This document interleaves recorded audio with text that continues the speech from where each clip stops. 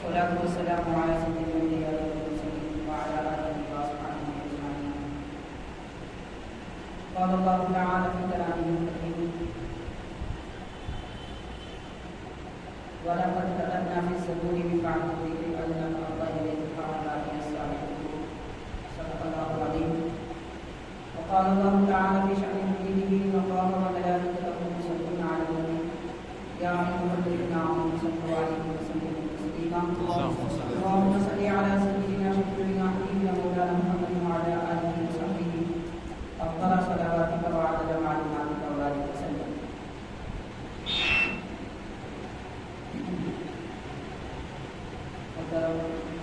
امام رحمۃ اللہ وبرکاتہ. اللہ کے احسان ہے کہ پروردگار نے حضرت سیدنا پیران پیر غوث اعظم دستگیر قطب ربانی معشوق یزدانی شیخ عبدالقادر جیلانی رضی اللہ تعالی عنہ کا ذکر پاک سننے اور سنانے کے لیے ہمیں جمع ہونے کی توفیق عطا فرمائی. اللہ تبارک و تعالیٰ کا بڑا احسان ہے. اس احسان پر ہم خالق کائنات کا بہت شکر ادا کرتے ہیں. اس لیے کہ حاضرین، حدیث پاک کا خلاصہ ہے حضرت بانی جامع نظامیہ شیخ الاسلام امام محمد اقبال اللہ فاروقی علیہ رحمۃ و رضوان نے اپنی کتاب میں ذکر فرمایا ہے کہ عند ذکر الصالحین تنزل الرحمہ، کہ اللہ والوں کا، صالحین اور نیک بندوں کا جہاں بھی ذکر ہوتا ہے وہاں اللہ کی رحمت نازل ہوتی ہے. تو حاضرین، حضرت پیران پیر غوث پاک رضی اللہ تعالی عنہ صالح بزرگ ولی اللہ ہی نہیں بلکہ آپ اس امت کے تمام اولیاء کے سردار ہیں. سلطان الاولیاء آپ کا لقب ہے. قطب ربانی معشوق یزدانی غوث اعظم پیران پیر، آپ کے عظیم وہ القاب اور مقامات ہیں کہ امت نبوی صلی اللہ علیہ وسلم میں آپ کے سوا اولیاء میں کسی کو یہ مقام و مرتبہ نہیں دیا گیا. معزز حاضرین، حضرت سیدنا غوث پاک رضی اللہ تعالی عنہ کے تذکرہ پاک کے متعلق سیرت پاک کے کچھ پہلو میں آپ کے ابتدا میں گوشہ گزار کروں گا، پھر آپ کی شان و عظمت کے کچھ پہلو آپ کو سنانے کی سعادت حاصل کروں گا. سب سے پہلے یہ جان لیجیے، اولیاء کرام کا تذکرہ گناہوں کے لیے کفارہ ہوتا ہے. یعنی ہم مسلمانوں سے جو خطائیں، غلطیاں، گناہ جانے انجانے طور پر ہو جاتے ہیں، اللہ کے نیک بندوں کا ذکر کرنے کی وجہ سے وہ گناہ ہمارے مٹا دیے جاتے ہیں اور گناہوں کا کفارہ اس ذکر کی محفل کو کر دیا جاتا ہے. کفارے کا مطلب کیا ہوتا ہے؟ کفارے کا مطلب ہم اچھی طرح جانتے ہیں. جیسے کہ مثال کے طور پر اگر کوئی آدمی روزہ رکھ کر روزہ توڑ دے، ماہ رمضان کا روزہ رکھے اور توڑ دے، تو اس کے بدلے میں اسے 7 روزے مسلسل رکھنا ہوتا ہے یا 7 لوگوں کو کھانا کھلانا ہوتا ہے. تو یہ کفارہ ہوتا ہے. ایک روزہ اگر نہ رکھے، توڑ دے جان بوجھ کر بلا عذر، تو بدلے میں 7 روزے رکھنا کفارہ ہے. کفارہ کس کو کہتے ہیں؟ کفارے کا لفظی معنی ہوتا ہے کہ وہ عمل جو پچھلے چیز کو مٹا دے، چھپا دے. پہلے جو غلطی ہو گئی اس عمل کو چھپانے کا نام کفارہ ہے. روزہ توڑنے کی ایک خطا اور غلطی ہوئی تھی، 60 روزوں کے ذریعے اسے غلطی کو چھپایا جاتا ہے، اس کو کفارہ کہتے ہیں. آپ غور کیجئے کہ ہم سے جو گناہ ہوتے ہیں، گناہوں کے بدلے میں اللہ تعالیٰ نے سزا مقرر فرمائی ہے. سزا کیا ہوگی؟ جیسا گناہ ہے اس کے مطابق سزا بھی مقرر ہے کہ دوزخ میں ڈال دیا جائے گا، مرد کا عذاب ہوگا، فرشتے گرزوں سے ماریں گے، نہیں معلوم کیا کیا عذابات ہوں گے. ان سب کا تفصیل اور اس کا ذکر ہمیں احادیث پاک میں ملتا ہے. تو اللہ کے نیک بندوں کا جو لوگ ذکر کرتے ہیں، اولیاء اللہ کا، صالحین کا جو لوگ ذکر کرتے ہیں تو ان ذکر کرنے والوں کو گناہوں کا کفارہ صرف ذکر کرنے سے ادا کر دیا جائے گا. یعنی اللہ والوں کا ذکر اتنا آسان کفارہ ہے کہ اس میں کوئی مشقت نہیں ہے، تکلیف نہیں ہے، پیسہ خرچ کرنا نہیں ہے، بوجھ نہیں اٹھانا ہے، بھوکا نہیں رہنا ہے، یا ایک غلطی کی وجہ سے کئی عبادتیں نہیں کرنا ہے. ایسی کوئی مشقت کی بات نہیں ہے. بس اللہ کے پیاروں کا ذکر کر لیں. ان کا ذکر جب کر دیا جائے تو پچھلے گناہوں کا کفارہ دیا جائے. تو آج ہم اس محفل میں جمع ہیں خاص طور پر اس لیے کہ حضرت سیدنا عثمان رضی اللہ تعالیٰ عنہ کا تذکرہ کریں. تو اس لیے ہم یہاں پر جمع ہیں. تو ہم یہ نیت کر لیں کہ اس محفل میں ہم جب حضرت کا ذکر کریں گے، سنیں گے، تو اللہ تعالیٰ آپ کے ذکر کے صدقے میں ہمارے پچھلے گناہوں کو مٹا دے اور گناہوں کا اس محفل کو کفارہ بنا دے. یاد رکھیے کہ نیت جتنی اچھی ہوتی ہے آدمی کو اجر اتنا اچھا ملتا ہے. اس لیے کسی بھی نیک کام کرنے سے پہلے نیت اچھی کرنے کی ضرورت ہے. عام طور پر لوگ نیتوں میں خلل پیدا کر لیتے ہیں، نیتیں بگاڑ لیتے ہیں. کام تو بہت سارے اچھے کر لیتے ہیں مگر نیت اچھی نہیں ہوتی. تو نیت یا تو کسی آدمی کا مقصد ہوتا ہے میرا نام ہو، میری شہرت ہو، یا دنیا کا کوئی مقصد ہوتا ہے کہ لوگ میری تعریف کریں، یا اور ایک مقصد یہ بھی ہوتا ہے کہ دین کے کام کے غرض سے ہم دنیا کا کوئی اپنا مطلب نکالنا چاہتے ہیں. تو یہ ساری فاسد نیتیں، ایسی نیتیں جو نیک عمل کو بگاڑ دیتی ہیں، نیک عمل میں خلل پیدا کر دیتی ہیں. نیت اور نیت جو ہے دراصل بنیاد کا معنی رکھتی ہے. نیت کیا ہے اور اس کا فائدہ کیا ہے، کیسی اچھی نیت ہو تو کیا فائدہ ہوتا ہے. بڑا طویل واقعہ میں مختصر عرض کروں گا. حضرت آدم علیہ السلام جب دنیا میں تشریف لائے، زمین پر جب آپ کو بھیجا گیا تو ہرنیوں کا ایک جھنڈ حضرت آدم علیہ السلام سے ملاقات کے لیے آیا. جب وہ نکل رہے تھے تو جنگل میں سارے ہرنیاں ایک دوسرے سے پوچھ رہے تھے کہاں جا رہے ہو، کیوں جا رہے ہو. تو یہ جانے والے ہرنیوں نے کہا کہ اللہ تعالیٰ نے اپنے خلیفہ کو دنیا میں بھیجا، تو ہم خلیفہ سے ملنے کے لیے جا رہے ہیں. حضرت آدم علیہ السلام قرآن مجید میں کہا انی جاعل فی الارض خلیفہ، میں زمین میں اپنا خلیفہ بنانے والا ہوں حضرت آدم علیہ السلام کو. تو ہم خلیفہ سے ملاقات کے لیے جا رہے ہیں. حضرت آدم علیہ السلام کی خدمت میں ہرنیاں آئی، بے جان ہیں، بے زبان ہیں اور جاندار ہیں مگر بے زبان ہیں. انہیں بولنا نہیں آتا، سمجھ بوجھ نہیں ہے، انسانوں جیسی عقل نہیں ہے، مگر اس کے باوجود نیت بڑی صاف ہے. جب آئے ملاقات کے لیے تو حضرت آدم علیہ السلام نے ان کی پیٹھ پر اپنا دستر مبارک کر دیا. یہ ہرنیاں جب واپس لوٹے، جہاں جہاں سے گزر رہی تھی وہاں خوشبو تھی. ہر طرف خوشبو. جب ہرنیوں میں واپس آئے تو یہ ہرنیوں نے پوچھا، جب جا رہے تھے تب خوشبو نہیں تھی، یہ کون سی خوشبو ہے جو ایسی محسوس ہو رہی ہے. تو ہرنیاں کہتے ہیں ہمیں کچھ نہیں معلوم، بس ہم اللہ کے خلیفہ سے ملنے کے لیے گئے تھے. اور انہوں نے اپنا دست شفقت اپنا ہاتھ ہماری پیٹھ پہ پھیر دیا، اس کے بعد خوشبو آنے لگی. تو حاضرین ہم جانتے ہیں دنیا کی سب سے بہترین خوشبو مسک ہے، اس کو ہم مشک کہتے ہیں. تو سب سے بہترین خوشبو مسک ہے. نبی پاک صلی اللہ علیہ وسلم بھی مسک استعمال فرماتے ہیں. تو وہ خوشبو مسک کسی آدمی کے بنانے سے نہیں بنی ہے. اللہ تبارک و تعالیٰ نے جیسے خوشبو پھولوں میں رکھی ہے، ہرن کے اندر ایک ہڈی پیدا فرمائی جو مسکے کی مانند ہوتی ہے، وہی مسک ہے، اسی میں خوشبو ہوتی ہے. تو حضرت آدم علیہ السلام سے پہلے اس روئے زمین پر ہرنیاں تو تھی مگر ہرنیوں میں مسک نہیں تھا. آدم علیہ السلام نے جب اپنا ہاتھ پھیلا تو مسک پیدا ہو گیا. کیوں؟ وجہ صرف یہ ہے کہ یہ ہرنی آئی تھی حضرت آدم علیہ السلام سے ملاقات کے لیے. جب خوشبو بہنے لگی تو دوسرے ہرنیاں بھی آنے لگی، ملنے لگی، مگر کسی کے اندر کوئی خوشبو نہیں آئی. تو وہ ہرنیوں نے پوچھا حضرت آدم علیہ السلام سے. اب لوگ سن رہے ہوں گے کہ حضرت آدم علیہ السلام سے یہ جانور کیسے بات کی. تو یاد رکھیے قرآن مجید میں خود آتا ہے اللہ تعالیٰ نے فرمایا ہم نے سلیمان علیہ السلام کو پرندوں کی بولی سکھائی، وعلمناہ منطق الطیر. تو سلیمان علیہ السلام سے افضل حضرت آدم علیہ السلام. حضرت سلیمان علیہ السلام کو جانوروں کی بولی آتی ہے تو آدم علیہ السلام کو آئے تو کیا تعجب کی بات ہے، اس میں کوئی انکار کی بات نہیں.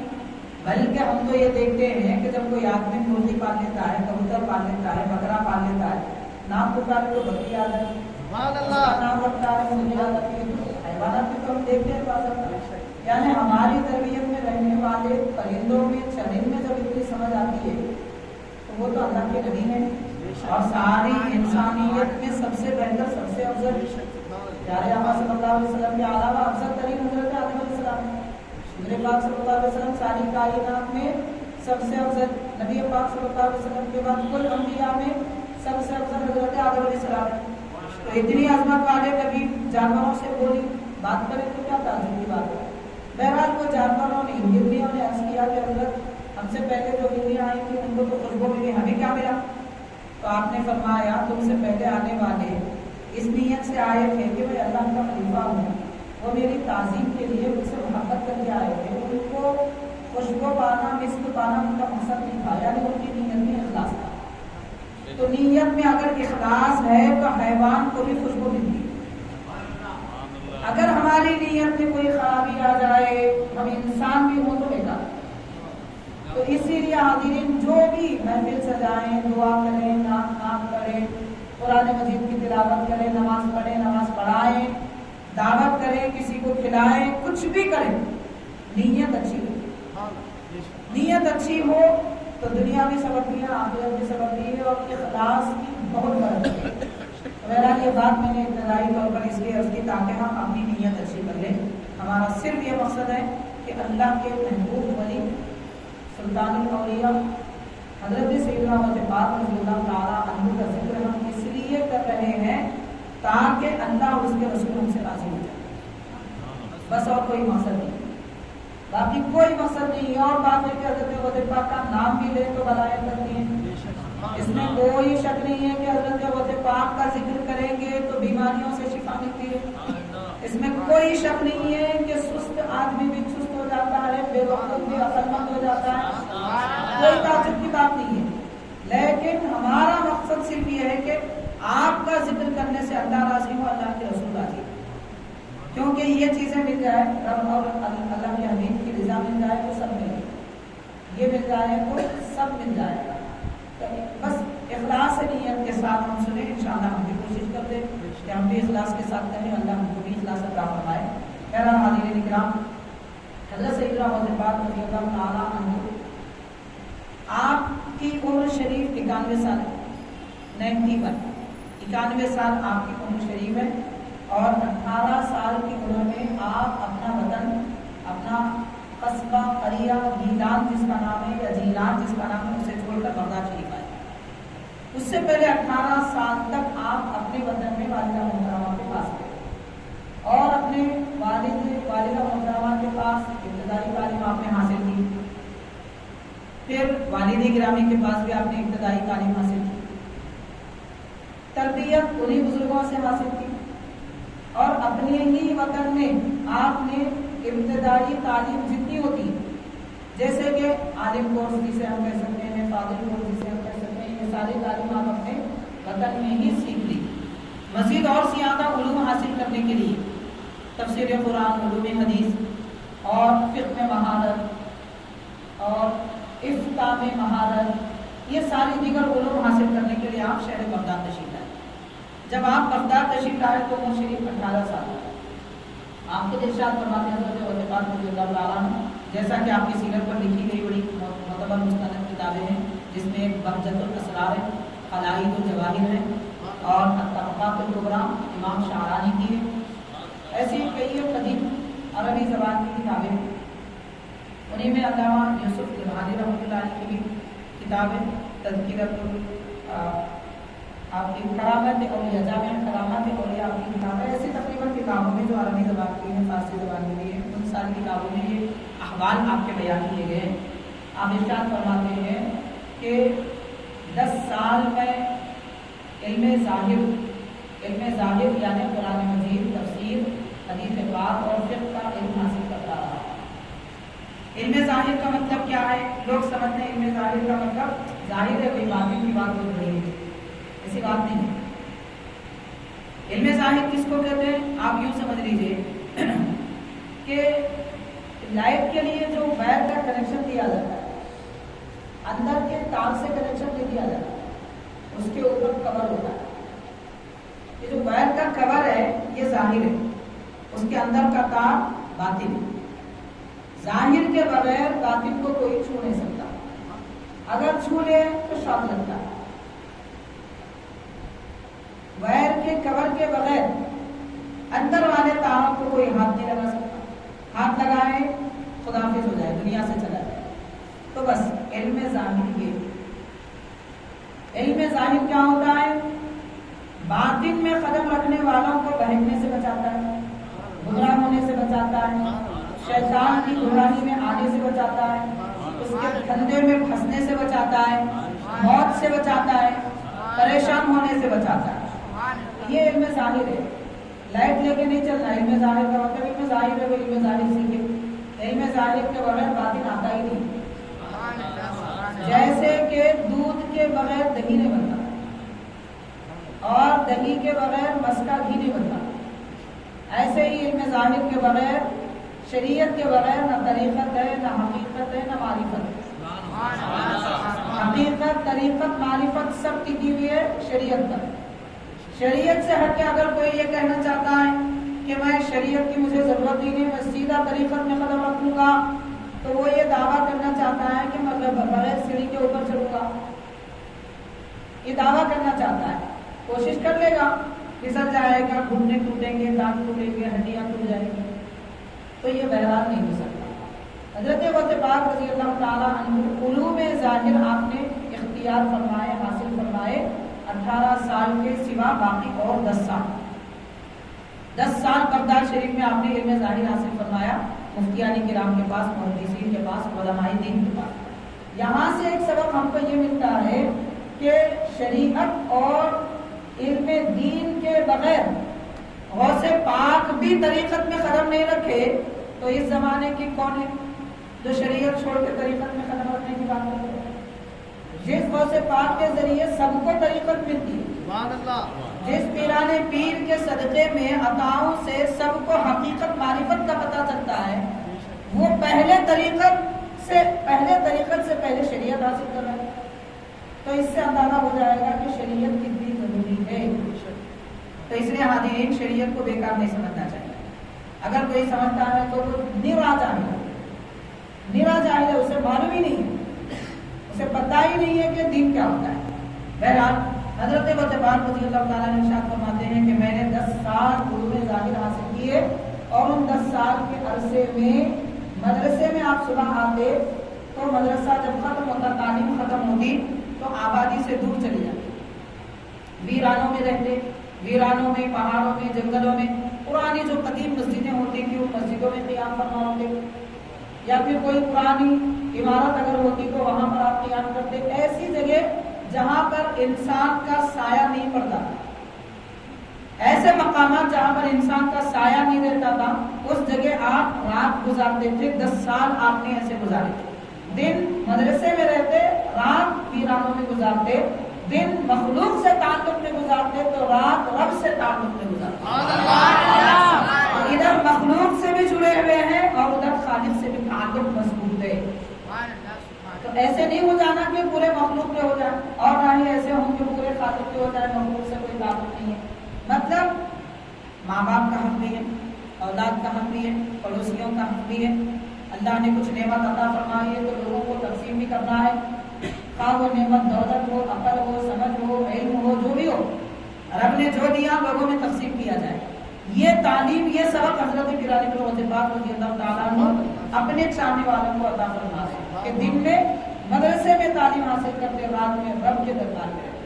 اور اس کے بعد فرماتے ہیں یہ 10 سال جب گزرے تو میں نے 25 سال ایسے گزارے کہ ویرانوں میں، جنگلوں میں رہا، نہ کوئی آدمی مجھے پہچانتا تھا، نہ میں کسی کو جانتا تھا. اس کو کہتے ہیں خلوت. اولیاء کرام چلا کرتے تھے، چلا کشی، خلوت، یہ ہے. حضرت غوث پاک رضی اللہ تعالیٰ 25 سال تک چلا کیے ہیں، 25 سال تک خلوتوں سے گزارے. اور وہ کیسا حال تھا، اس کا حال کیا تھا، حاضرین آپ اور ہم سنیں گے، رونگٹے کھڑے ہو جائیں گے، رونگٹے کھڑے ہو جائیں گے. خاص طور پر میں ان لوگوں سے کہنا چاہوں گا جو یہ کہتے ہیں کہ بھائی تم بھی 5 وقت نماز پڑھ لو، حضرت غوث پاک کے جیسے ہو جاتے. کیا چپ حضرت پیرانے پیر کا نام لے لیتے، تذکرہ کرتے رہتے، وغیرہ وغیرہ. یہ کیا ہے؟ اس کو کہتے ہیں دیوانے کی بات. مطلب مجنون اور پاگل کیا کہتا ہے اسے خود نہیں معلوم ہوتا میں کیا کہہ رہا ہوں. تو اس طرح کے لوگ ہوتے ہیں، کہہ لیتے ہیں کوئی بھی ہو تو پتہ نہیں چلتا وہ کیا کہہ رہا ہے. سنی ہوئی بات ہے طوطے کی طرح رٹ لگا دیے، طوطا جو سنا وہ کہتا ہے، اسے کیا معلوم کہ وہ کیا کہہ رہا ہے. تو ایسے ہی ہوتے ہیں لوگ، ان کو نہیں معلوم ہے. تو اب آپ سمجھ لیجئے حضرت پیرانی پیر غوث پاک کا مقام کیا ہے. حضرت غوث پاک کی تو شان میں نگرانی ہے. اس زمانے کے اولیاء اللہ جو اپنے وقت کے مرشد تھے، لفظ مرشد نہیں ہے، لوگوں کی زبان میں مرشد رہتا ہے، مرشد تھے. تو اپنے وقت کے جو حضرات مرشد تھے وہ بھی حضرت غوث پاک کے مرید تھے. یعنی سب مرشدوں کے مرید ہوتے ہیں. غوث پاک وہ مرشد ہیں کہ مرشد بھی ان کے مرید ہیں. جیسے کہ ہمارے آقا رحمت للعالمین صلی اللہ علیہ وسلم ہر نبی کی امت ہوتی ہے اور سرکار کی امت تو ہم ہیں، اس کے علاوہ سب انبیاء حضور کے امتی ہیں. تو ہمارے آقا نبیوں کے نبی اور غوث پاک مرشدوں کے مرشد. مریدوں کو ضرورت کہ وہ مرشد کی تربیت میں آئے اور مرشدوں کو ضرورت کہ وہ غوث پاک کی تربیت میں آئے. تو اپنے وقت کے مرشدان برحق بھی حضرت غوث پاک کے مقام اور شان کو جان نہیں سکے. اب 1400 1200 یا پھر 800 1000 سال کے بعد میں کون دعویٰ کر سکتا ہے کہ صرف 5 بار نماز پڑھ لیے تو ایسے ہو جاتے ویسے ہو جاتے؟ اتنا آسان نہیں ہے، اتنا آسان نہیں ہے. آپ سمجھ لیجیے، میں ایک مثال دوں گا. کاروبار کرنے والے حضرات اچھی طرح جانتے ہیں کہ ہمارے پڑوس کی دکان والا بھی 8 گھنٹے کاروبار کرتا ہے، ہم بھی 8 گھنٹے کاروبار کرتے ہیں، کبھی 2 گھنٹے زیادہ بھی کر لیتے ہیں. لیکن اکثر دیکھا جاتا ہے کہ دوسرے خوب پیسے کما لیتے ہیں، ہم جا کے وہیں رہتے ہیں. مطلب محنت سے سب کچھ نہیں ملتا، اللہ کے دینے سے ملتا ہے. اللہ تبارک و تعالیٰ نے حضرت غوث پاک کو دے دیا، رب نے پیرانے پیر کو چن لیا. اور اللہ تعالیٰ نے جب حضرت عبد القادر جیلانی کو غوث اعظم بنایا، پیرانے پیر بنایا، پھر بعد میں کون بن سکتا ہے؟ رب جس کو بنا دیا. پھر بعد میں آ کے کون کہہ سکتا ہے کہ میں بھی ویسا؟ ارے تم اپنے بھائی کے جیسے نہیں ہوتے، تم اپنے باپ کے جیسے نہیں ہوتے، کہاں 1000 سال پہلے جانے کی بات ہوتی ہے. تو حاضرین آپ یہ سنیں گے تو پتہ چلے گا حضرت غوث پاک رضی اللہ تعالیٰ عنہ کا مقام شان کیا ہے. نقل بھی نہیں کر سکتے، نقل میں بھی پورے نہیں اتر سکتے. سب تو بڑی مشکل ہے، نقل میں بھی پورے نہیں اتر سکتے. اگر کوئی بدنیتی کے ساتھ کرنا چاہتا ہے تو اس کے لیے تو وہ محاورہ کافی ہے، کما چلا ہنس کی چال اپنی چال بھول گیا. تو ایسی چال بھی نہیں چلنی چاہیے. ہاں چال چلے ان کے طریقے پر ضرور چلے، مگر اس نیت سے چلے کہ ان کا فیض ملے، ان کی نعمتیں ملے. رب نے ان کے سینے جیسے اپنے ذکر کے لیے کھول دیے، ان کے تصدق میں ہمارے سینے کھول دے. برابری کی بات کرتے ہیں تو پھر یہ وہی ہوگا کہ وہاں چلا ہنس کی چال اپنی چال بھول گئے. حاضرین حضرت غوث پاک رضی اللہ تعالیٰ نے ارشاد فرماتے ہیں جو 25 سال میں نے ریاضتوں میں عبادتوں میں گزارے ہیں، ان 25 سالوں کا حال یہ تھا. ارشاد فرماتے ہیں کہ رات کے وقت میں ایک مرتبہ عبادت کر رہا تھا. فرماتے ہیں کہ میں نماز میں تھا، اس درمیان میں ایک شیطان کا لشکر میرے پاس آیا. اور کیجیے، شیطان کا لشکر، ایک آدمی نہیں. آپ عبادت میں ہیں، نماز میں ہیں، شیطان کا لشکر آتا ہے. حضرت پیرانے پیر رضی اللہ تعالیٰ عنہ سارے لشکر کو دیکھتے ہیں، مگر نماز میں رمق برابر فرق نہیں آتا. ایک لمحے کے لیے نماز میں فرق نہیں آتا. جیسی تواضع، جیسا خشوع اور یاد اللہ کی دل میں پہلے بسی ہوئی تھی، یہ لشکر کو دیکھنے کے بعد بھی وہی کیفیت ہوتی ہے. نہ ڈر ہوتا ہے نہ خوف ہوتا ہے. اور بات صرف اتنی نہیں تھی، لشکر آیا تو لشکر کیا لے کے آتا ہے؟ ہتھیار لے کے آتا ہے. تو سارے شیاطین حضرت غوث پاک کو گھیرے ہوئے ہیں اور ہر کوئی تیر پھینک رہا ہے، نیزے پھینک رہا ہے. تیر ابھی آپ کے قریب پہنچ نہیں پا رہے ہیں، لیکن حضرت غوث پاک کی اطمینان ہے. ڈر خوف نام کی کوئی چیز نہیں. چاروں جانب سے تیر نیزے آ رہے ہیں، لیکن آپ کو اطمینان ہے. اتنے میں آپ فرماتے ہیں اللہ نے میری حفاظت کے لیے فرشتوں کو بھیجا اور سارے فرشتوں نے شیطانوں سے مقابلہ کیا. فرماتے ہیں میں اطمینان سے نماز پڑھتا ہوں کیونکہ اب تو اور فکر کی ضرورت نہیں ہے. رب نے حفاظت کے لیے فرشتوں کو بھیج دیا. تو فرشتے لڑتے رہے مگر شیطان نہیں جا سکے. شیطان مقابلہ کرتے رہے. اب اس کے بعد حضرت غوث پاک فرماتے ہیں میں نے 2 رکعت نماز مکمل کر لی. 2 رکعت نماز میں نے مکمل کر لیے اور فرماتے ہیں کہ مجھے بڑا غصہ آیا, جلال آیا. تو آپ فرماتے ہیں میں نے کچھ نہیں کیا, بس اتنا کہا, آواز نکالی, ایک آواز. وہ کیا آواز تھی خیر اس کی ہم نقل نہیں کر سکتے, مطلب کیسی ہے کیا آواز تھی پتا نہیں, جیسے کہ کوئی ڈرانے کے لیے کہتا ہے. تو اس طرح کی ایک آواز جو صرف ڈر خوف کی خاطر ہوتی ہے ڈرانے کے لیے, آپ نے ویسی ایک آواز نکالی, سارے شیاطین میدان چھوڑ کر بھاگے. آپ غور کیجئے کہ اب یہ بتائیے فرشتوں کی قوت زیادہ ہے یا حضرت غوث پاک کی قوت زیادہ ہے؟ میں بڑے بڑے اکابر فرشتوں کی بات نہیں کر رہا ہوں, ہم جو بات کریں گے عقیدہ اہل سنت کے مطابق کریں گے. منمانی اس سے جو چاہے دل میں بول دینا, مراتب کسی کے گھٹا دینا, کسی کے بڑھا دینا, یہ جامع نظامیہ میں ہمارے علماء نے ہم کو نہیں سکھایا.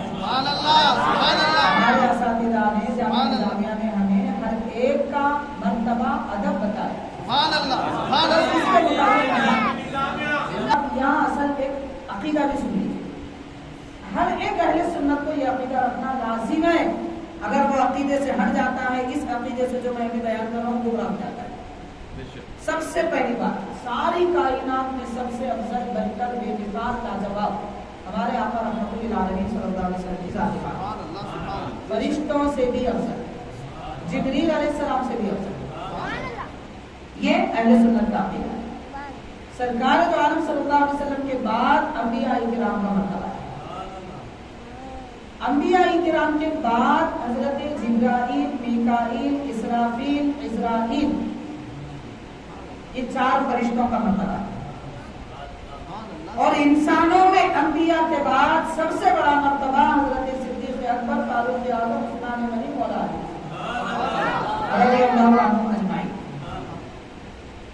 اور اس کے بعد اور درجے ہیں مراتب. پھر صحابہ کرام کا مرتبہ, صحابہ کے بعد تابعین کا, تابعین کے بعد اتباع تابعین کا. تو تابعین میں تقریباً 6 طبقے, 6 درجات ہیں تابعین میں. ان کے بعد سب سے اعلیٰ مقام بعض اتباع تابعین کو چھوڑ کر, تابعین کو جو لوگ دیکھنے والے ہیں ان کو اتباع تابعین کہتے ہیں, تو ان میں سے بعض کو چھوڑ کر باقی سب پوری دنیا میں قیامت تک, اور حضرت مہدی علیہ السلام جو تشریف لانے والے ہیں قیامت کے قریب, ان کے سوا صحابہ, تابعین, اتباع تابعین میں بڑے جلیل القدر حضرات, اب میں ان کے نام لوں گا تو 50 نکلیں گے, کتنوں کے نام ہوگا. تو بہرحال ان کے سوا, حضرت مہدی علیہ السلام کے سوا پوری امت میں سب سے افضل حضرت غوث پاک رضی اور حضرت غوث پاک رضی اللہ تعالی عنہ کے بعد دیگر فرشتوں کا مرتبہ ہے. 4 فرشتوں کو ہم نے پہلے بیان کیا, وہ صحابہ کرام سے بھی افضل ہے. صحابہ کرام سے بھی افضل ہیں وہ 4 فرشتے, فرشتے ہونے کی حیثیت سے. انسانوں میں سب سے افضل یہ صحابہ کرام. تو حضرت غوث پاک رضی اللہ تعالی عنہ کا مرتبہ ان 4 فرشتوں کے علاوہ باقی سب فرشتوں سے افضل ہے, اعلیٰ مقام. تو حاضرین, اس لیے میں کہہ رہا کہ حضرت غوث پاک رضی اللہ تعالی عنہ کی قوت فرشتوں سے بھی زیادہ ہے. اسی لیے تو آپ جب تک نماز پڑھ رہے تھے فرشتے لڑ رہے تھے, اور جب آپ نماز مکمل فرما لیتے ہیں, نہ تیر اٹھاتے ہیں, نہ تلوار, نہ نیزہ اٹھاتے ہیں, نہ کوئی ہتھیار, بس ایک آواز نکالتے. یہ آواز کیا تھی؟ یہ آواز دراصل صوت سرمدی کا عکس تھا. صوت سرمدی کس کو کہتے ہیں؟ یہ صوفیاء کرام کے پاس ایک خاص اصطلاح. صوت سرمدی کس کو کہتے ہیں؟ اللہ تبارک و تعالیٰ کی وہ آواز جس کو کبھی فنا نہیں. رب تبارک و تعالیٰ کی آواز صوت سرمدی اسے کہتے ہیں, اسے صوت الرحمان بھی کہتے ہیں. تو اولیاء صوفیاء کرام ارشاد فرماتے ہیں, تو اللہ تبارک तबारक व तआला का कलाम और उसकी आवाज, उसका फैज हजरत गौसे पाक रज़ी अल्लाह तआला अन्हु की आवाज में है। क्योंकि आप जब तक नमाज में थे सौते सरमदी की आवाज समाअत कर रहे थे, सौते सरमदी आप समाअत कर रहे थे, उसका फैज था कि आपने एक आवाज निकाली, सारे शयातीन पर ऐसा खौफ तारी हो गया कि सब के सब भाग गए, ना लड़ने की जरूरत पड़ी, ना हथियार उठाने की जरूरत पड़ी। ये मकाम, ये मर्तबा है हज़रत गौसे पाक रज़ी अल्लाह तआला। हाज़रीन, अब अंदाज़ा कीजिए कि हज़रत गिलानी के रज़ी अल्लाह तआला 5 वक्त नमाज पढ़ लो तुम भी बड़े बड़े बराबर हो जाते। ये कहाँ की बुद्धिमानी की बात है? नमाज फर्ज है हम पर, इसमें कोई शक नहीं है। नमाज नहीं पढ़ने वाला गुनाहगार है, फासिक है, इतना बड़ा गुनाहगार कि उसकी रुयत हिलाल में कबूल नहीं है। कोई अगर बेनमाजी कहे मैं चांद देखा, उलमा कहेंगे मैंने देखा, यानी तो तेरा कोई एतबार नहीं है क्योंकि तू बेनमाजी। बेनमाजी की गवाही का एतबार नहीं है, दाढ़ी मुंडे की गवाही का एतबार नहीं है, झूठे की गवाही का एतबार नहीं है।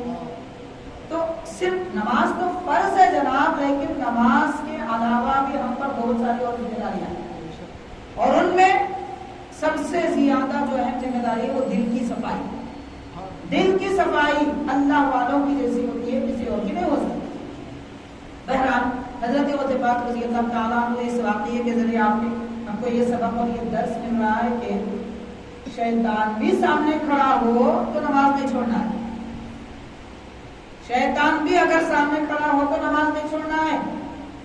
अब आप गौर कीजिए, सर्दी की वजह से नमाज छूट जाती है, नींद की वजह से नमाज छूट जाती है, कारोबार की वजह से नमाज छूट जाती है, ग्राहक ज्यादा आ गया तो नमाज छूट गई, कहीं दूर चले गए वक्त पे नहीं आ सकते, नमाज छूट गई। हम छोटी छोटी बातों पे नमाज छोड़ते हैं, और हज़रत गौसे पाक लश्कर, शैतान के लश्कर के दरमियान रहकर भी जितनी देर नमाज पढ़ना है उतनी देर जरूर पढ़ते हैं। तो हाज़रीन, क्या हमें हज़रत गिलानी पीर के क़ल्ब मुबारक का वो फैज़ नहीं लेना चाहिए जो नमाज की हालत में आपके दिल की बेखौफी की कैफियत थी?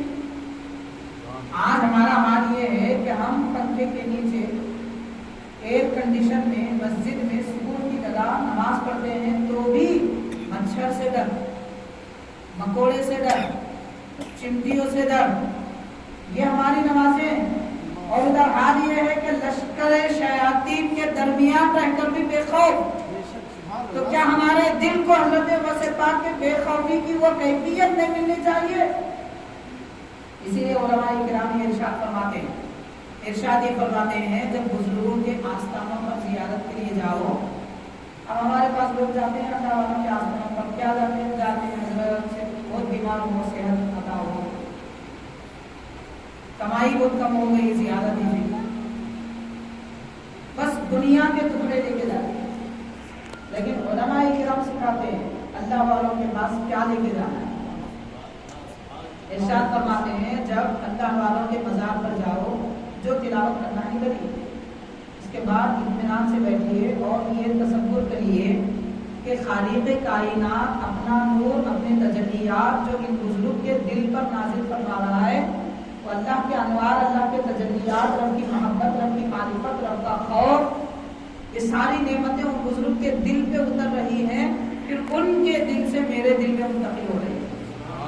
ये तसव्वुर करते हुए बैठने का हुक्म है।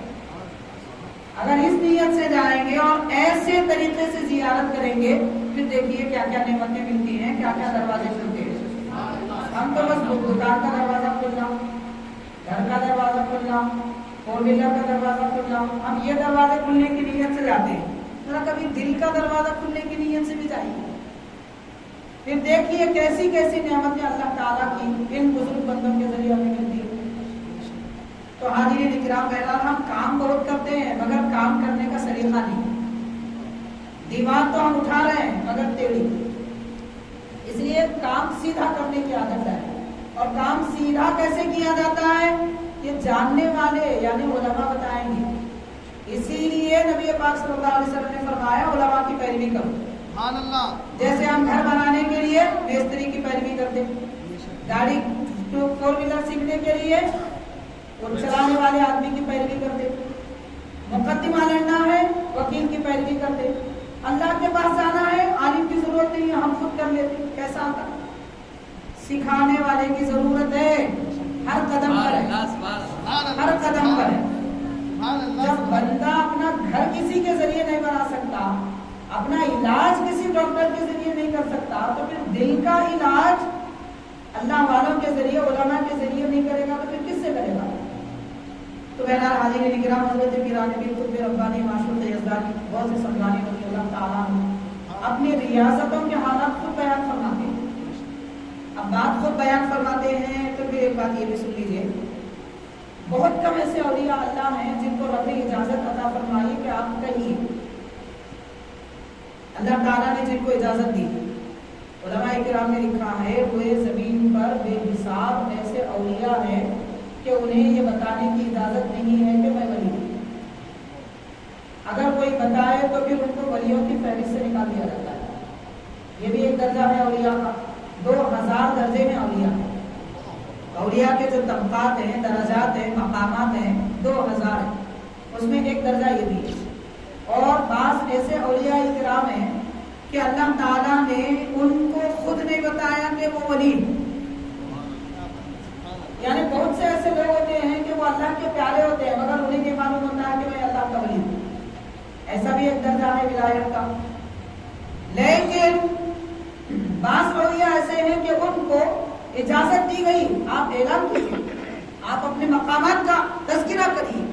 तो ऐसे औलिया इकराम बहुत कम है।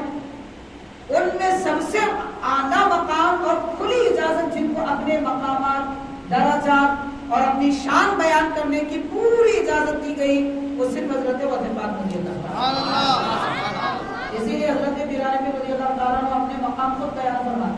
लोग तो बहुत कुछ बयान किए, लेकिन हजरत वज़ीफ़ात ने खुद फरमाया कि मेरा ये मकाम है, मेरा ये मकाम है, मेरा ये मकाम। तो उन्हीं मकामात में से, उन्हीं रियासतों के हालात में से ये आपने बयान फरमाया। और एक बात आप इरशाद फरमाते हैं कि एक मरतबा एक पीराने में रात के वक्त में मैं नमाज अदा कर रहा था, अचानक किसी किले के सरकने की आवाज आई। तो आप नमाज की हालत में थे, अचानक देखा कि एक बड़ा अजदहा आपके सजदे की जगह आके बैठा हुआ है।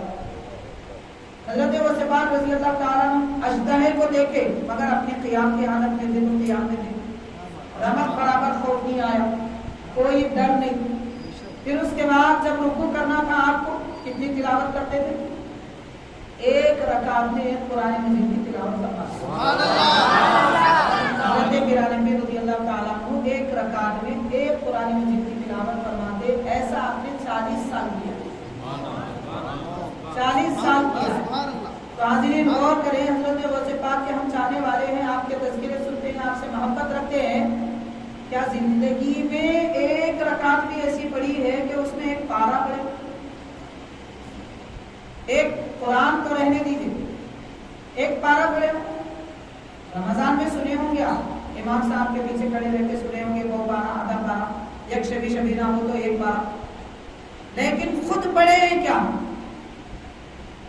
अगर वज़ीफ़ात रज़ी अल्लाह ताला अन्हु के तरीके पर चलना है, पीरानी पीर का फैज़ लेना है, रास्ता भी वही इख्तियार करना होगा। उतना नहीं कर सकते तो कम से कम 10-20 सूरे तो याद रहते हैं। चलिए 10-20 सूरे बार बार पढ़िए। सूरह वज़्ज़ुहा से खत्म कर, एक बार, 2 बार, 3 बार, 4 बार, 10 बार पढ़िए, एक पारे की मिक़दार हो जाएगी। तो ऐसी कम से कम एक रात में एक रकात तो अदा होनी चाहिए कि जिसमें हम एक पारा तो पढ़ सकें या 20 सूरे तो पढ़ सकें। लेकिन अफसोस की बात है कि आज हमारी कौम नमाज पढ़ती है तो इतनी मुख्तसर, पहली रकात में इन्ना आते ना कल कौसर, दूसरी रकात में कुल हुवल्लाहु हुआ है, नमाज खत्म। कितने सूरे याद है? वही 3 याद है, 4 याद है। उम्र कितनी है? 50 साल है, 40 साल है। 40-50 साल में हमको 4 सूरे याद है। फिर गाने कितने याद है? फिल्म एक्टर्स के नाम कितने याद है? क्रिकेटर्स के नाम कितने याद है? कौन कौन सा कप लेके गया वो कितने याद है? फोन नंबर दोस्तों के कितने याद है? ये सब याद रहते हैं मगर याद नहीं है तो अल्लाह का कलाम याद नहीं है। ये बड़े अफसोस की बात है। फिर भी हमारा दावा है हम वज़ीफ़ात के चाहने वाले हैं। अल्लाह करे हम वाक़ईतन चाहने वाले बने, होना चाहिए, जरूरत है। लेकिन क्या वाक़ईतन हम चाहने वाले हैं? ہماری زبان کہہ رہی ہے، ہمارا دل نہیں کہہ رہا، ہمارا عمل نہیں کہہ رہا۔ حضرت ویسے پاک رضی اللہ تعالیٰ عنہ اس طرح نماز ادا فرماتے ہیں، رکوع کا وقت آتا ہے رکوع ادا کرتے ہیں۔ رکوع بھی حضرت کا ایسا 3 تسبیحات کا نہیں ہوتا تھا، بڑا طویل رکوع ہوتا تھا، تفصیل سے رکوع فرماتے ہیں۔ سجدے کا جب وقت آیا تو حضرت اپنے ہاتھ سے اس اژدہے کو ایسے ہٹا دیتے ہیں جیسے کہ بے جان لکڑی ہو۔ جیسے ہمارے سامنے لکڑی پڑی ہے تو ہم کیا کرتے ہیں، یوں ہٹا دیتے ہیں، حضرت بھی ایسے ہی اسے ہٹا دیا اور سجدہ کیا۔ نماز جب مکمل ہونے کو آئی، قاعدے میں بیٹھے تو وہ اژدہا پھر آیا، آپ کے بدن پہ چڑھا، آپ کے بدن کو لپیٹ لیا اور گردن کو لپیٹ کر سامنے منہ کھول کر کھڑا ہو گیا۔ حضرت نماز میں ہے، نماز میں تشہد میں جب التحیات للہ پڑھتے ہیں کیا کیفیت ہونی چاہیے؟ علماء کرام یہ فرماتے ہیں کہ جب السلام علیکم ایھا النبی کا ہو تو یہ تصور کرو کہ میں سرکار دو عالم صلی اللہ علیہ وسلم کے سامنے بیٹھا ہوں، اللہ کے نبی کا جلوہ دیکھ رہا ہوں اور حضور کی خدمت میں سلام عرض کر رہا ہوں۔ یہ کہا گیا ہم کو تو بھی ہمارا تصور نہیں ہوتا۔ حضرت واسع پاک تو تشہد میں پیارے نبی کا جلوہ دیکھتے تھے، السلام علیکم ایھا النبی فرماتے۔ تو جن کے سامنے نبی کا نورانی چہرہ ہو وہ اژدہے سے کب جائیں گے، وہ سانپ سے کب جائیں گے، ان کو کیڑوں کا کیا خوف ہوگا؟ تو اس طرح نماز حضرت واسع پاک رضی اللہ تعالیٰ عنہ ادا کرتے تھے۔ ہے کوئی برابری کا دعویٰ کرنے والا کہ رہنے دیجئے اژدہا، سانپ، بچھو سب رہنے دیجئے، بغیر پنکھے کے نماز پڑھ کے بتائیے۔ آپ مسجد میں آئے، فیان نہیں کھولنا، ایسے ٹھہر کے نماز پڑھنا ہے، 10 منٹ پڑھیے لیکن دل لگنا نماز میں۔ اب دماغ پنکھے کی طرف ہوگا تو کوئی مسئلہ نہیں، اس کا کوئی حل نہیں۔ تو حاضرین، جب ہم 2 رکعت بغیر پنکھے کے نماز نہیں پڑھ سکتے تو کہاں حضرت پیران پیر کے نمازوں جیسی نماز کی بات کی جاتی ہے؟ اللہ تعالیٰ نے وہ نعمتیں ان کے دل میں انڈیل دی ہیں، ڈالے نہیں ہیں، انڈیل دی ہیں۔ بے بہا سمندر ہے رب کی نعمتوں کا، وہ سارا سمندر حضرت روضہ پاک کے قلب میں۔ کہاں کون برابری کا دعویٰ کر سکتا، کہاں مقام کو یہ سمجھ سکتا ہے؟ اور حاضرین کرام، بلا مبالغہ کر رہا ہوں، ہم جو تعریف کر رہے ہیں اس تعریف سے غوث پاک کا رب بھی ہم سے راضی ہو رہا ہے، اللہ کے نبی بھی ہم سے خوش ہو رہا ہے، پیران پیر بھی ہم سے راضی ہے۔ ان کی تعریف کرنے سے، اللہ کے بندوں کی تعریف کرنے سے اللہ راضی ہوتا ہے، نبی کے پیارے امتی کی تعریف کرنے سے نبی راضی ہوتے ہیں۔ حضرت غوث پاک کی تعریف کریں گے تو واقعی آپ بھی خوش ہوں گے۔ تو حاضرین، میں یہ اس لیے بات عرض کر رہا ہوں، لوگ سمجھ رہے ہوں گے، بعض لوگ سمجھتے ہیں، یہ سمجھنے کو اتنا بول دیا مجھ صاحب کیا فائدہ ہوا ہوگا، کیا فائدہ ہوا بھائی، کیا فائدہ ہوا؟ فائدہ یہ ہوا کہ رب کی رضا ملی، حضور کی رضا ملی اور ان کا فیضان مل رہا ہے۔ یہ اور بات ہے کہ ہم بیمار ہیں، ہمیں احساس نہیں ہے۔ جیسے بخار آ گیا تو بیوی آنے نہیں کرتی نہیں، بخار آ گیا تو ہم بھی بخار میں، شیطان کا بخار چڑھا ہوا ہے، فون کا بخار چڑھا ہوا ہے، فیس بک کا بخار ہے، یوٹیوب کا بخار ہے، دنیا کا بخار ہے، دولت کا بخار ہے، یہ پورے بخاروں میں لپیٹے ہوئے۔ اس لیے نہ پیران پیر کا فیض نظر آتا، نہ غوث پاک کا، نہ غریب نواز کا، نہ خواجہ نقشبند کا، نہ شاہ سہروردی کا، کسی بزرگ کا کوئی فیض نظر نہیں آتا، اس لیے کہ بیمار تو بیماری کا علاج کرنا چاہیے۔ سیدنا پیران پیر غوث پاک رضی اللہ تعالیٰ عنہ اس طرح عبادت فرماتے ہیں۔ معزز حاضرین، اور چند باتیں عرض کروں گا، بعد میں ختم کی طرف آنا۔ حضور غوث پاک رضی اللہ عنہ فرماتے ہیں فتشت الاعمال كلها التي توصل الى الله تعالی، کہ جو عمل اللہ تک پہنچاتا ہے، میں نے جہاں بھر کے سارے اعمال کو کھنگال کے دیکھ لیا، اللہ تک کیا کیا پہنچاتی ہے۔ اللہ تبارک و تعالیٰ تک لوگوں کے ساتھ حسن سلوک اللہ تک پہنچاتا ہے، ماں باپ کی خدمت اللہ تک پہنچاتی ہے، پڑوسیوں کا حق ادا کرنا اللہ تک پہنچاتا ہے، لوگوں کی مصیبت پر صبر کرنا اللہ تک پہنچاتا ہے، خاموش رہنا یہ بھی بندے کو اللہ تک پہنچاتا ہے، ذکر کرنا بندے کو اللہ تک پہنچاتا ہے۔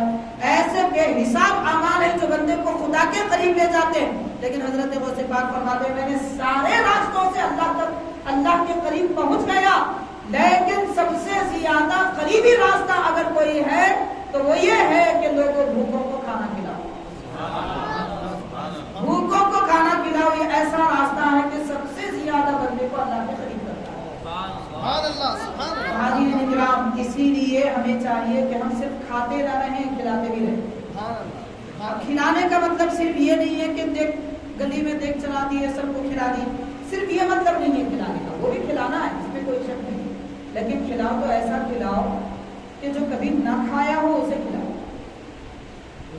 کھانے والوں کو تو سب کھلا دیتے ہیں، شادی کی دعوت بھی مل جاتی، ولیمے کی دعوت بھی مل جاتی، عقیقے کی دعوت بھی مل جاتی، گھر بھرونے کی دعوت بھی مل جاتی، یہ ساری دعوتیں امیروں کی۔ غریبوں کی تو کوئی دعوت ہونی چاہیے، غریبوں کی دعوت میلاد کی دعوت ہے، غریبوں کی دعوت 11ویں شریف کی دعوت ہے۔ تو یہ دعوتیں کر کے جس میں اچھا بہترین لذیذ پکوان ہو، اگر ہو سکے تو دسترخوان پر شروع سے آخر تک غریب بیٹھے ہوں، شروع سے آخر تک غریب بیٹھے ہوں، ایسے لوگ کہ جس کو نہ کھلانے والا پہچانتا ہو نہ کھانے والا کھلانے کو پہچانتا ہو۔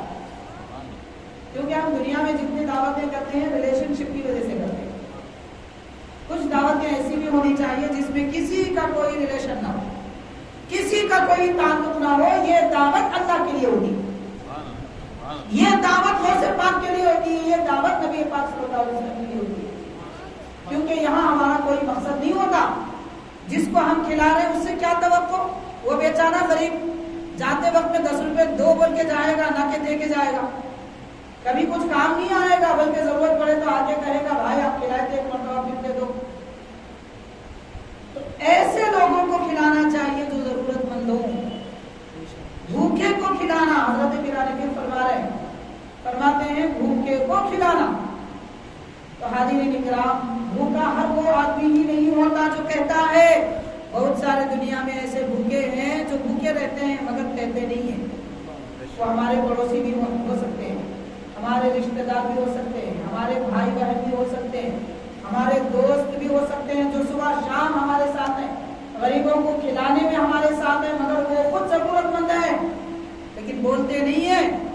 ایسوں کو تلاش کر کے دینا چاہیے، اور بھوکے کو کھلانے کا مطلب ایک بار پکوان کر کے ایک ساتھ سب کو کھلا دو، یہ معنی بھی نہیں ہے، ضروری نہیں ہے کہ ایسا ہی ہو۔ بھوکے کو ایسا بھی آپ کھلا سکتے ہیں کہ 2 مہینے تک اس کو خرچ دے دیجیے، اس کے گھر میں 2 مہینے تک 11ویں شریف ہوتی رہے گی۔ 1 گھنٹے میں 11ویں شریف کا پکوان کر کے ختم کرنا چاہتے ہیں، کسی غریب کو اتنا پیسہ دو کہ 2 مہینے کا راشن آ جائے، 2 مہینے تک 11ویں شریف ہوگی، ایسا بھی ہو سکتا ہے۔ تو حضرت فرما رہے ہیں میں نے سارے اعمال کو بے الہی تک پہنچانے والے کھنگال کر دیکھ لیے، سب سے قریبی راستہ بندے کو رب تک اگر کوئی پہنچاتا ہے وہ بھوکے کو کھانا کھلانا ہے۔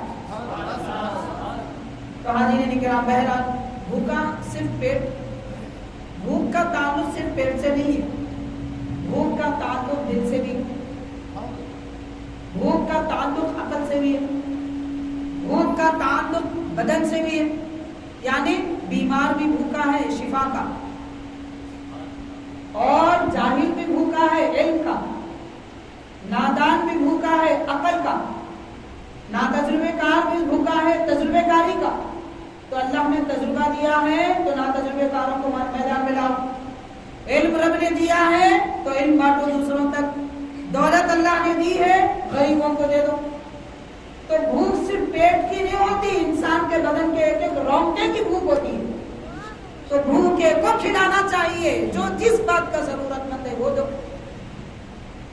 یہ تعلیم حضرت غوث پاک رضی اللہ تعالیٰ عنہ کا فرمان ہے۔ اس کے بعد آپ یہ بھی ارشاد فرماتے ہیں کہ اگر ساری دنیا میرے قبضے میں دی جائے، ایسے ہے آپ کے قبضے میں، اللہ نے عطا فرمائی ہے، لیکن حضرت کا تواضع ہے پھر بھی فرماتے ہیں، بلا مبارکہ کہہ رہا ہوں، یہ کوئی نگوش کے باتیں ہم نہیں کرتے، دعوے کے ساتھ کہتا ہوں، چیلنج کے ساتھ کہتا ہوں، ثابت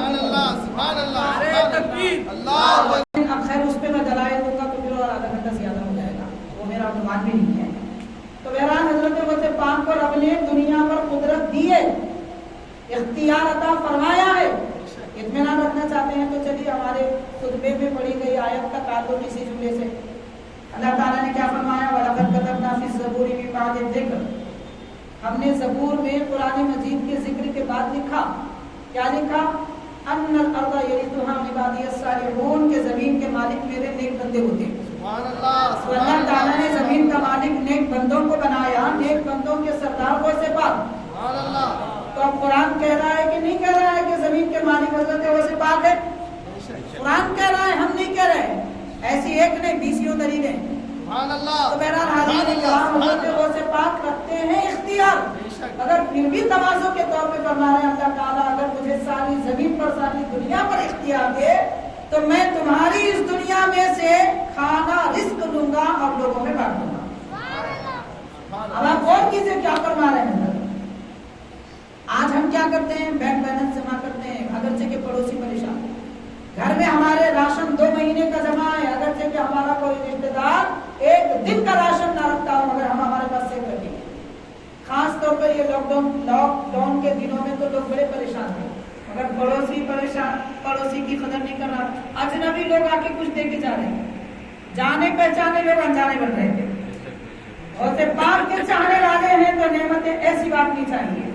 آپ فرما رہے ہیں اس دنیا میں سے میں صرف خزان دوں گا، رزق لوں گا اور لوگوں میں تقسیم کر دوں گا۔ حاضرین کرام اس کے بعد آپ یہ بھی فرماتے ہیں کہ اگر میرا مرید، حضرت کا مرید کا مطلب چاہنے والا، خواہ وہ کوئی سے بھی سلسلے سے تعلق رکھے یا سلسلے سے تعلق ہی نہ رکھے، قادری ہو، چشتی ہو، نقشبندی ہو، سہروردی ہو، شاذلی ہو، رفاعی ہو، جس قبیلے سے اور جس سلسلے سے تعلق رکھتا ہو، اگر وہ اسے پاک سے محبت کرتا ہے تو حضرت فرماتے ہیں میرا مرید مشرق میں ہو اور میں مغرب میں ہوں، اس کے بدن سے کپڑا ہٹ جائے، سطر کھلنے کا اندیشہ ہے، عیب گر جانے کا اندیشہ ہے، تو حضرت فرماتے ہیں کہ میں اس کی سطر پوشی کروں گا۔ ویسے پاک اپنے چاہنے والوں کو کبھی بے عیب، ان کے عیب کھلنے نہیں دیتے اور ان کے راز لوگوں پہ ظاہر ہونے نہیں دیتے۔ چاہنے والے کو بھی اتنا یقین رکھنا چاہیے، ہر بات کا دار و مدار یقین پر ہے۔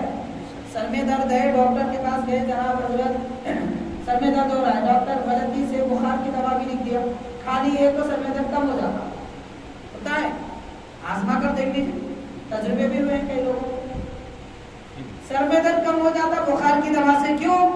ڈاکٹر پہ اتنا یقین ہے۔ تو ایسے ہی غوث پاک پہ اتنا یقین ہو تو فائدہ ہوگا، یقین ہی نہیں ہے تو کوئی فائدہ نہیں ہے۔ یہ بیماریوں کے زمانے میں لوگوں کو یقین نہیں تھا، اس لیے تھوڑی سانس رک گئی تو ڈر کے مر گئے، یقین نہیں تھا اسی لیے گئے۔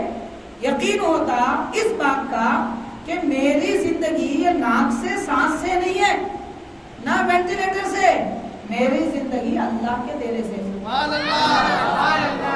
اسی لیے یہ بھی دیکھا گیا کئی مریض نکال دیے، سکون سے رہے اب تک ہے ماشاءاللہ۔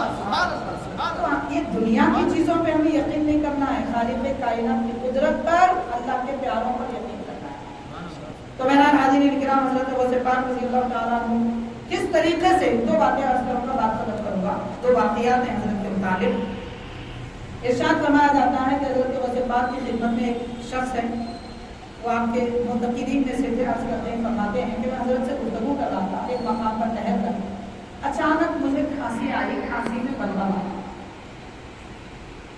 کھانسی آئی اور اس میں بلغم آیا، تو میں روکنا چاہتا تھا مگر روک نہیں سکا، حضرت سے بات کر رہا تھا، بلغم نکلا تو میں نے تھوک دیا۔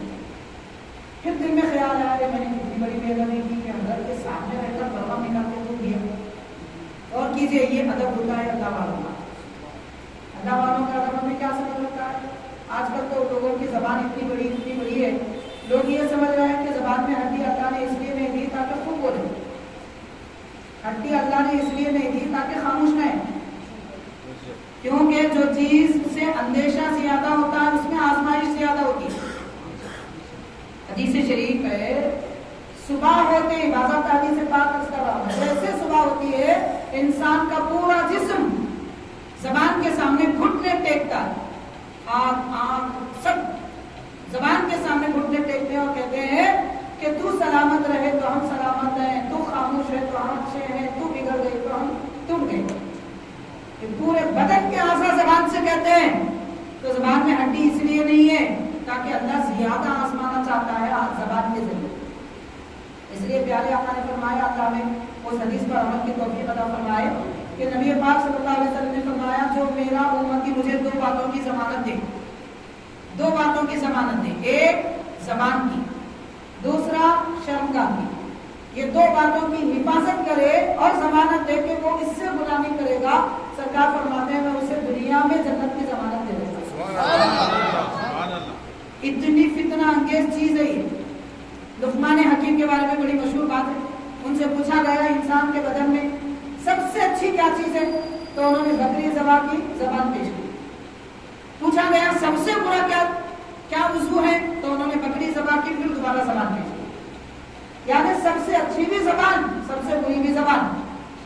تو زبان سے بے ادبی آج عام ہوتی جا رہی ہے، کوئی نبی کا بے ادب، کوئی صحابہ کا بے ادب، کوئی اہل بیت کا بے ادب، کوئی اولیاء کا بے ادب، کوئی علماء کا بے ادب۔ زبان کی حفاظت کریں، دنیا چلی جائے گی، قبر میں معلوم ہوگا کیا ہونے والا ہے۔ بہرحال حاضرین کرام، ادب دیکھیے اللہ والوں کا کیسا کرتے ہیں، مجبور ہیں مگر اس کے باوجود تھوک دیتے ہیں اور دل میں خیال آتا ہے میں نے بڑی بے ادبی کی۔ تو حضرت غوث پاک رضی اللہ عنہ فرماتے ہیں کہ کوئی بے ادبی کی بات نہیں، آپ ان کے دل کے حال سے واقف ہو جاتے ہیں۔ ارشاد فرماتے ہیں کوئی بے ادبی کی بات نہیں ہے، یہ تمہارا عذر ہے۔ اس کے بعد دعا نہیں فرماتے، تو ایسے کلمات کہتے ہیں کہ جو جملے بھی نہیں ہیں، جملہ ہو تو پھر بھی بات پوری سمجھ میں آتی ہے، اور جملہ ہو تو اس کا اثر ہوتا ہے، یہ جملہ ہی نہیں ہے۔ کیا فرمایا؟ ارشاد فرمایا کہ لا نخامت ولا بزاقہ، لا نخامت ولا بزاقہ، یعنی آپ نے یہ بس اتنا فرمایا کہ آج کے بعد، یہ تو میں ترجمے میں کہہ رہا ہوں، وہ عربی میں نہیں ہے، آپ فرماتے ہیں کہ آج کے بعد نہ چھینک آئے گی نہ بلغم آئے گا، نہ چھینک آئے گی نہ بلغم آئے گا، مطلب نہ ناک آئے گی نہ منہ سے بلغم نکلے گا۔ تو بزرگ فرماتے ہیں کہ اس وقت میری عمر 33 سال تھی اور اللہ تبارک و تعالیٰ نے مجھے 134 سال عمر دی۔ اس کے بعد زندگی میں کبھی مجھے بلغم نہیں آیا، کبھی چھینک نہیں آیا، نہ ناک سے پانی بہا نہ منہ سے بلغم آیا۔ پیران پیر غوث پاک نے بس اتنا فرما دیا کہ آج کے بعد، یہ میں کہہ رہا ہوں آج کے بعد، اس میں نہیں ہے عربی میں، میں سمجھنے کے لیے کہہ رہا ہوں۔ اگر جو عربی لفظ ہے اس کا مطلب کیا ہوگا؟ نہ بلغم اور نہ ہی ناک کا پانی، بس اتنا ہی ہے، نہ بلغم نہ ناک کا پانی۔ یہ نہیں فرما رہے تم کو نہیں آئے گا، یا یہ نہیں فرما رہے میں دعا کرتا ہوں کہ تمہیں اللہ تعالیٰ نہ بلغم دے، نہ چھینک آئے، نہ بیمار بنائے، نہ کھانسی آئے، کچھ نہیں، بس اتنا ہی، لا نخامت ولا بزاقہ۔ حاضرین، یہ دو الفاظ میں نہیں معلوم کتنے سمندر دعاؤں کے ہیں کہ بزرگ فرماتے ہیں کہ میری عمر 100 سال گزری اس کے بعد، مگر کبھی نہ میں سردی ہوئی، نہ بلغم آیا، نہ کھانسی آئی، نہ چھینک آیا۔ تو حاضرین غور کیجیے، حضرت غوث پاک دعا نہ کریں تو یہ اثر ہوتا ہے، دعا نہ کریں تو یہ اثر ہوتا ہے۔ پھر جس کے حق میں پیران پیر دعا کرے، ماشاءاللہ وہاں اثر کیا کہیں گے، کچھ ہے نہیں، اثر بھی بے اثر ہو جائے وہ کمالات و نعمتیں ملتی ہیں۔ یہ فضل و کمال خالق کائنات نے حضرت غوث پاک رضی اللہ تعالیٰ عنہ کو عطا فرمایا۔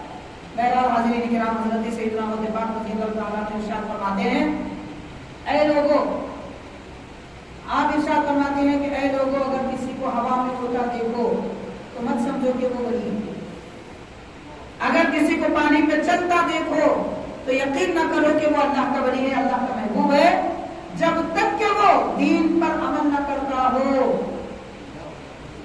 اگر وہ شریعت کا پابند ہے، پیارے نبی کی اطاعت کرتا ہے، اللہ کے حکم کو مانتا ہے، تب جا کے ہواؤں میں اڑتا ہے تو وہ ولی ہے، تب جا کے پانی پہ چلتا ہے تو وہ خدا کا ولی ہے۔ نمازیں کدھر ہے نہیں معلوم، زبان سے گالی گلوچ، منہ سے بدبو نکلتی گٹکے کی، اب اور نہیں معلوم کیا کیا، سونے کی انگوٹیاں، چاندی کی انگوٹیاں، پیارے آقا نے مرد کے لیے سونے کی انگوٹی حرام قرار دی، چاندی کی انگوٹی مرد آدمی کے لیے 3.5 گرام، اس سے بڑھ کے جائز نہیں ہے، پھر 4 5 اگر انگوٹیاں کوئی پہنے اور یہ دعویٰ کرے کہ ہم اللہ کے ولی ہیں، کیسے ہو سکتے ہیں؟ غوث پاک فرما رہے اگر وہ شریعت سے ہٹا ہوا ہے، وہ ہوا میں بھی اڑے تو خدا کا ولی نہیں ہے۔ شریعت پر اگر ہے تو ارشاد فرمایا الاستقامت فوق الکرامہ، دین پہ ثابت قدم رہنا کرامت سے بڑھ کر ہے، دین پہ ثابت قدم رہنا کرامت سے بڑھ کے۔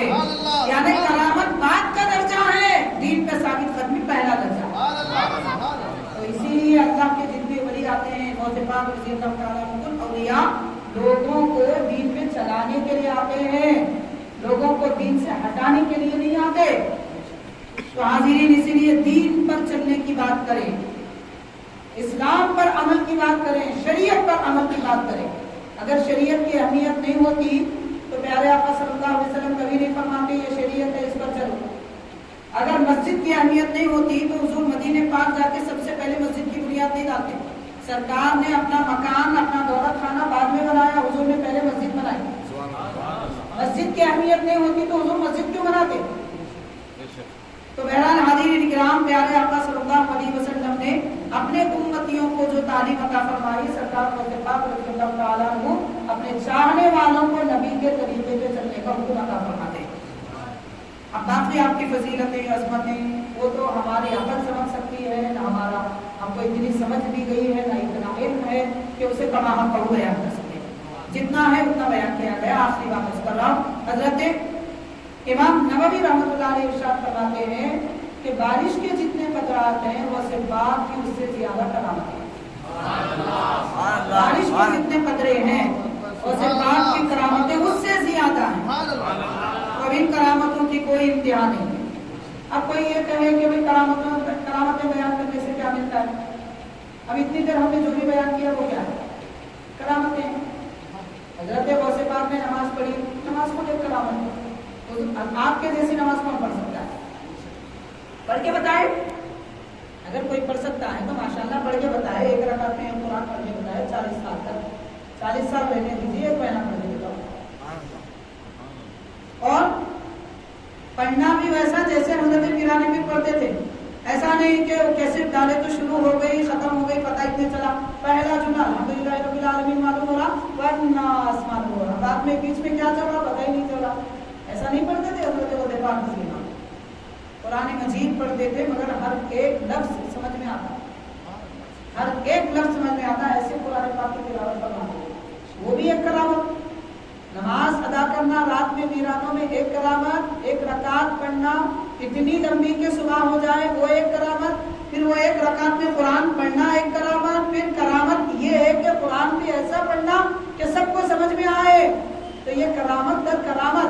सबसे करामत होती है वो सिफात से करामत के अंदर करामत, और करामत के अंदर करामत, करामत के अंदर करामत।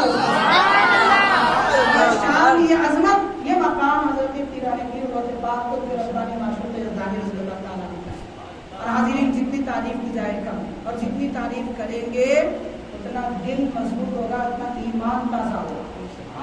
अल्हम्दुलिल्लाह मेरा ईमान तो ताज़ा होगा। आप लोग जाने आपके दिन की बात है, मगर मैं मेरे दिन की बात मस्जिद में बैठ कर रहा हूँ, ईमान ताज़ा हुआ। जब कलाम था तब भी ताज़ा हुआ, जब कह रहा हूँ अल्हम्दुलिल्लाह अभी ताज़ा हुआ। मेरे दिन की बात तो मुझे मालूम होगी, कोई और नहीं कह सकता। आप कैसा बोलते? मेरे दिन की बात तो मैं कहूँगा, तो कहेंगे अल्लाह जाने, अल्लाह के रसूल जाने, मुझसे बात जाने। मैं जानता हूँ मेरे दिन की बात, किसी और के बारे में मैं नहीं कह सकता। तो बहरहाल हाज़िरीन किराम, बड़ी अज़मत है, बड़ी शान। एक बात याद आ रही है, इत्मीनान के लिए अर्ज़ करूँगा। हमारे हज़रत सदरुल अल्लामा सय्यद शाह ताहिर रज़वी क़ादरी रहमतुल्लाह अलैह जामिया के बड़े शेख हैं। हज़रत का विसाल हो चुका है, करीब 20 साल का कुछ अर्सा हुआ। हज़रत ये फरमाया करते थे कि अगर कोई बिस्मिल्लाह अला नियति अब्दुल कादिर पढ़े और हिसाब कर ले, तसव्वुर कर ले, तो उंगली से इशारा करके कि मेरे अतराफ में लकीर बना रहा हूँ। किसकी लकीर बना रहा हूँ? बिस्मिल्लाह अला नियति अब्दुल कादिर, यानी अल्लाह के नाम से हजरत पीरानी पीर अब्दुल कादिर जिलानी की नीयत पर। ये कहकर हिसाब कर ले, दुनिया में जिन इंसान शैतान किसी की ताकत नहीं है कि उसे नुकसान पहुंचा सके। जब रात में सोते हैं तब करें, दिन में जागते हैं तब करें, घर के बाहर निकलते हैं करें, घर के अंदर आते हैं करें। फिर देखिए कितने इत्मीनान चैन सुकून की जिंदगी गुजरे। बल्कि अल्लाह तौफीक दे मरने से पहले कर लें ताकि खबर भी अच्छी हो जाए। सल्लल्लाहु तआला वसल्लम अला खैरि खल्क़िही सय्यिदिना मुहम्मद व अला आलिहि व अस्हाबिही अजमाइन बिरहमतिका या अरहमर राहिमीन।